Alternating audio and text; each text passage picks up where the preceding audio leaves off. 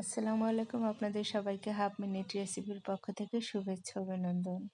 আমার বাবলু সোনার কাজ। আমার বাবলু সোনা যে বাড়িতে যায় সেখানেই সে ছাদ বাগান করে। মূলত এটা আমার বাবলুর পুরনো বাড়ি। সে বাড়িতে দেখুন কি সুন্দর বেড করা আছে এবং এই বেডে সারা বছর সবজি থাকে, ফলমূল থাকে। সবজি এখনও পাশের একটা বেডে ভরপুর সবজি আছে।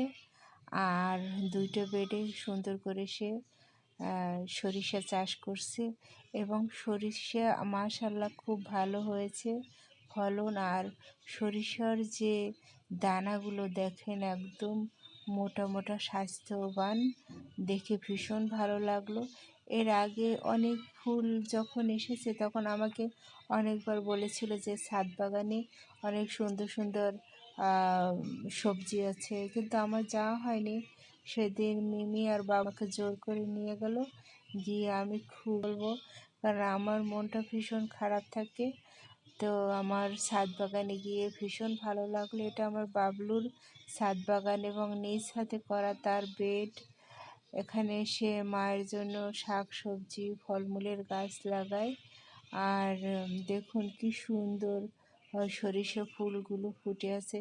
যখন প্রচুর সরিষার ফুল ফুটেছিল তখন যাওয়া হয়নি। আমার বাবলু আমাকে অনেকবার বলেছিল, মিমি আমাকে অনেকবার বলেছিল, কিন্তু আমি যাইনি। আমি ভাবতে পারিনি যে ছাদ বাগানে এত সুন্দর সরিষা হবে।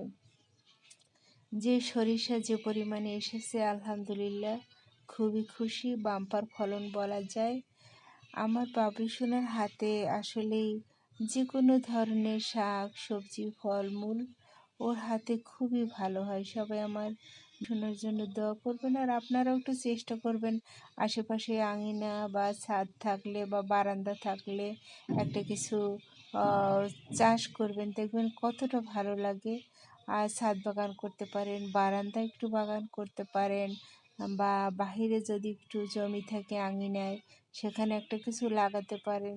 নিজ হাতে একটা কিছু উৎপাদন হলে কতটা ভালো লাগে। সবাই ভালো থাকুন, সুস্থ থাকুন। আল্লাহ হাফেজ।